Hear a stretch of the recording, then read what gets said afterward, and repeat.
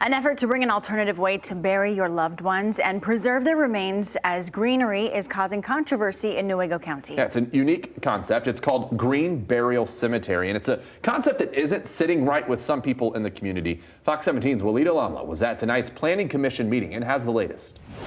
What is a cemetery and what restrictions can be put on it? That's the debate that's been going on here in Brooks Township for over 3 years, but a new town ordinance is giving it some clarity. So you can kind of think of it as both a nature preserve and a cemetery. Peter Quakenbush is trying to make a natural connection up in Newaygo County. It's kind of a perfect marriage of the two things. Like, humans are not separate from nature. Humans can even be a part of nature.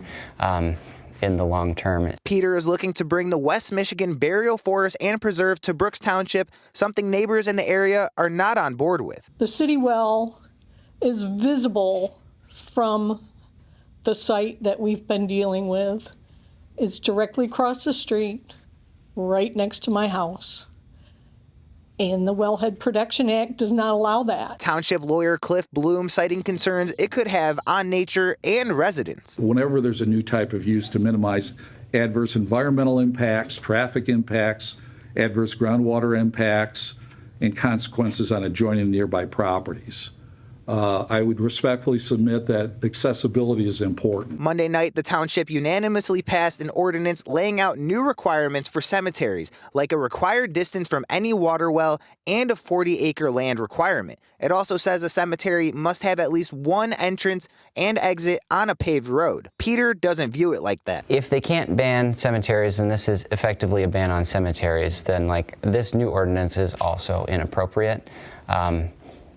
So probably it wouldn't stand in the court of law. And so what we are proposing is managed burials that are surrounded by soil, that are far away from the water, and soil acts like a great big filter. But the township believes future cemeteries need stricter regulation. Cemeteries, new cemeteries, expanded cemeteries, but there are no, as I understand, existing cemeteries in Brooks Township of the modern era, would be allowed within the R1 low-density residential zoning district. That zoning district is named in a lot of townships as rural residential. Peter tells me he believes this is a strong idea with hundreds of people in support and wanting a spot at the cemetery. He's confident that it could be brought to somewhere here in Michigan. But for now, in Brooks Township, Walid Alamla, Fox 17 News.